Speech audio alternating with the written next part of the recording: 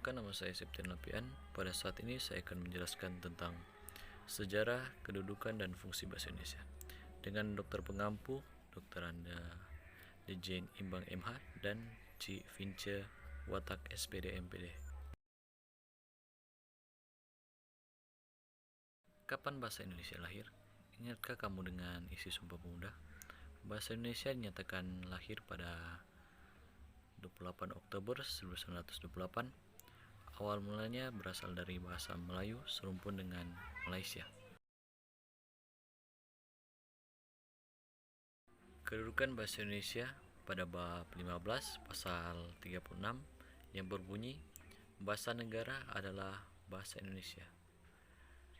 Kedudukan yang pertama, bahasa Indonesia sebagai bahasa nasional. Yang kedua, bahasa Indonesia sebagai bahasa negara. Bahasa nasional bersumber pada Sumpah Pemuda, sedangkan bahasa negara bersumber pada UUD 1945.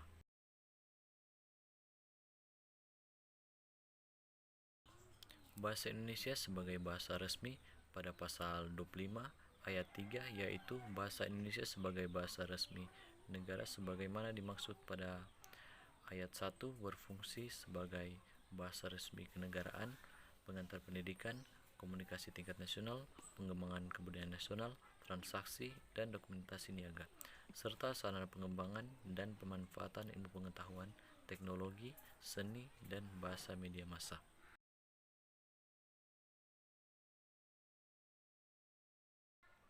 Fungsi bahasa Indonesia berdasar kedudukannya.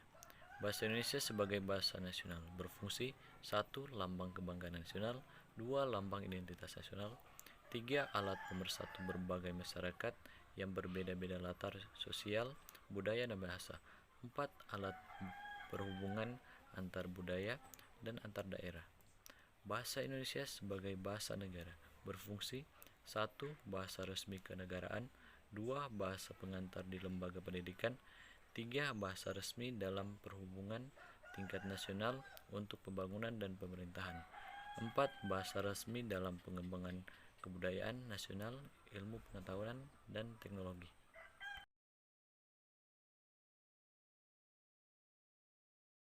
Fungsi lain bahasa secara umum. Fungsi umum bahasa yaitu alat komunikasi manusia.